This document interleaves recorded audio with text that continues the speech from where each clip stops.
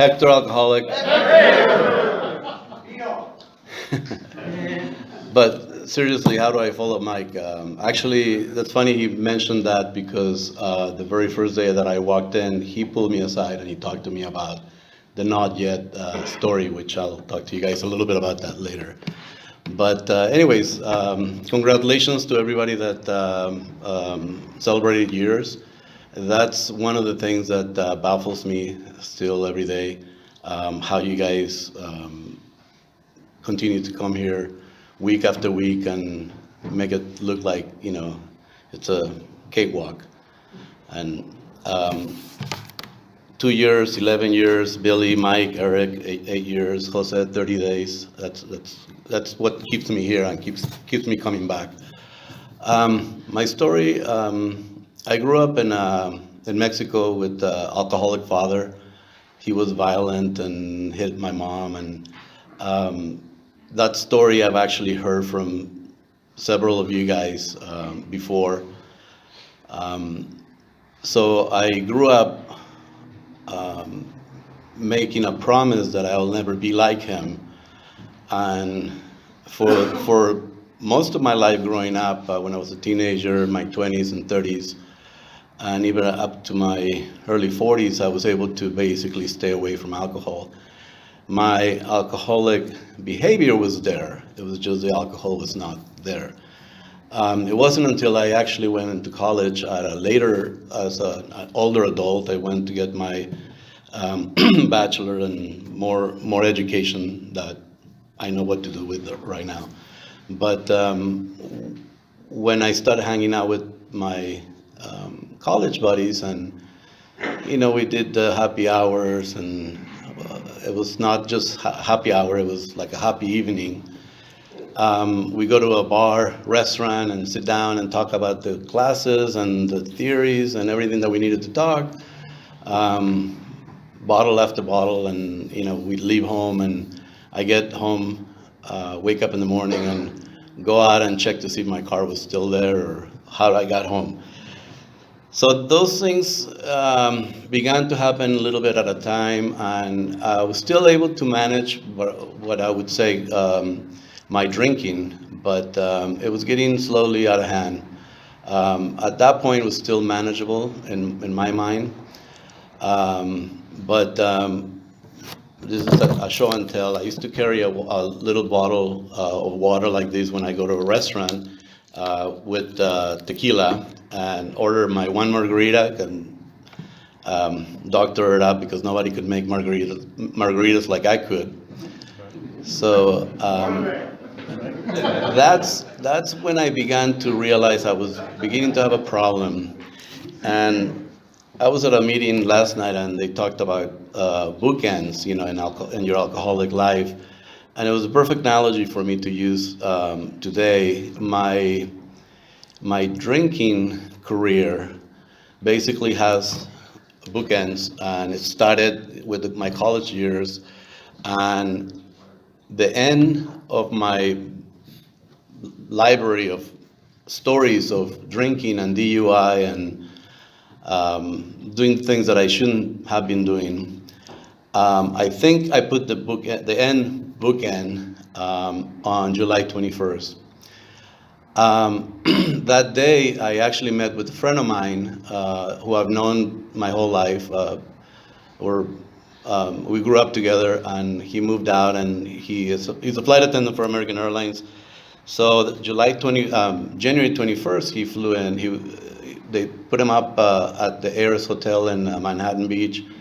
All excited. That day I had already scheduled a meeting with my friends. I meet with them from work every month or 2 months and just have, seafood and beer and whatever.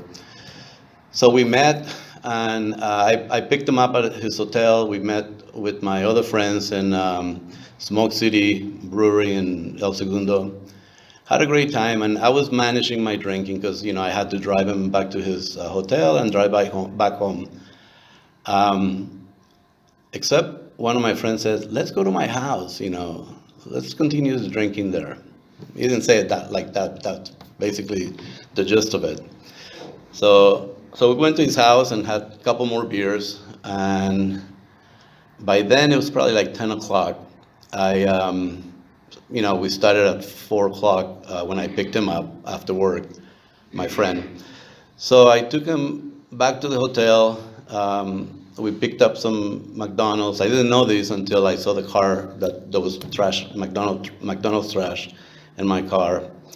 And from Manhattan Beach, I drove back to this 105, to the 605, to the 10 westbound. And I must have fallen asleep, but I don't know what happened. I don't remember. I just basically hit another car. And that was my first accident, really. I've never been arrested.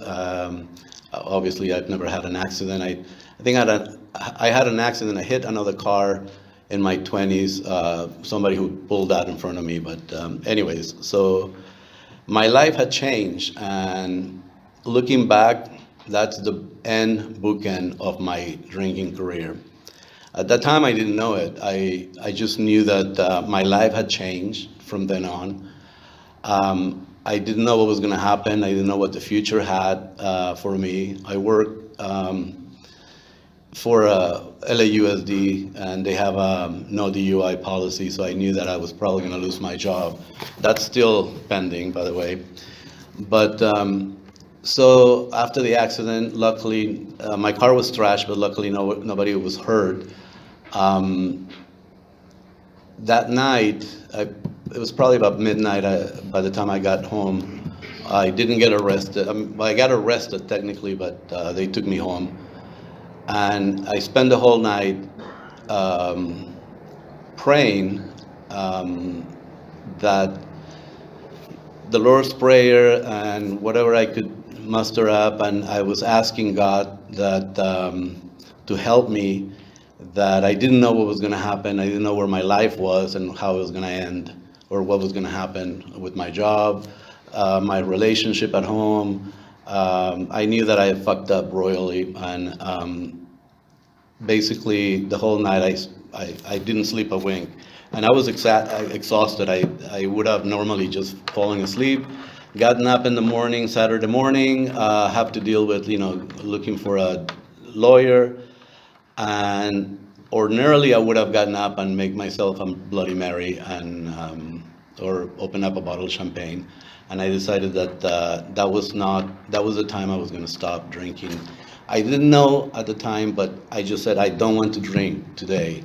I couldn't think about tomorrow or the next day, but I just knew that was the reason for me to stop drinking.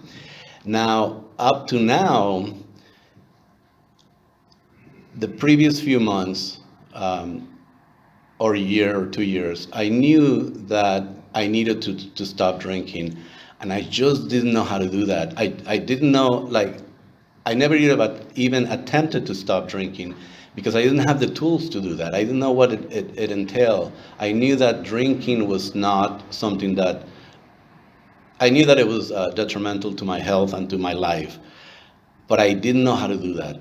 Come the accident, I knew that my life had changed, and at that time I didn't know how. I knew that it was going to be worse, and until I figured out what was going to happen. But looking back, so that day, so January 22nd was my sobriety date. That day, it's in my bookend at the end of my drinking career. It's up to me from now on to fill the stories in between, if they're going to be about a DUI or about something good in my life. I don't want to keep putting stories in between the two bookends of my drinking career. I'm the writer of my life, but God is the editor. And I pray that there are no more stories going in there in between the two bookends of my drinking career. And I have you guys to thank that I'm not writing more stories about drinking or getting into an accident, killing somebody, killing myself. And every time I hear the news about a DUI accident or somebody on the freeway killed somebody, I cringe. because I know that that could have been me. I may not have the drinking career that some of you guys have on rehabs. I've never been to a rehab. I've never lost a home. I never lost a job up until now. But Mike so succinctly said to me that first day, February 2nd, when I came in, not yet, Hector. It is up to you to stay where you need to do the things that you need to do. Um, my my sobriety day is January 22nd, which is the second day, the first day of not drinking. In February, 10 days later, February 2nd, I knew that I needed to figure out how to do the sober thing. And I figured, well, I'll go to a meeting, I'll go to AA, and they're gonna give me a book that I'm gonna read how to stay sober and how to stop drinking. And so I walked in February 2nd.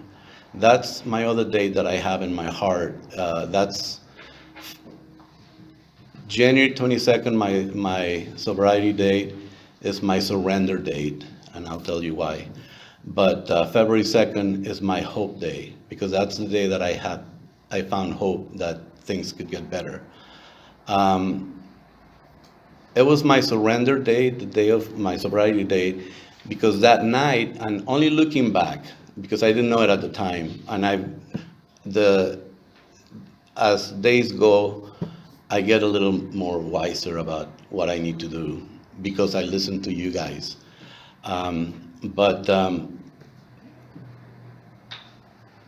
I would come to the meetings and you guys talk about surrender, and I didn't know what that was. I mean, I grew up Catholic, and I knew I had full believed on God, on the existence of God, but he wasn't somebody that I could rely on a day-to-day basis. So how do I bring God into my life on a daily basis when I have him only to be used in case of an emergency?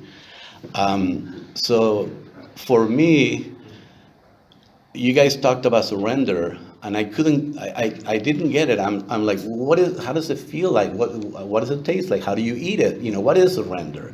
You talked about seeing the light, and then I started thinking, my surrender was that night that I came home drunk after the accident, and I prayed the whole day, the whole night, and I woke up not wanting to have a drink. That was my surrender. That was my step 2, and that was my step 3 in one night, even before I walked into AA and found out what that was. That's the miracle of sobriety, and the miracle of believing in God and having him take the lead of your life. Let's see.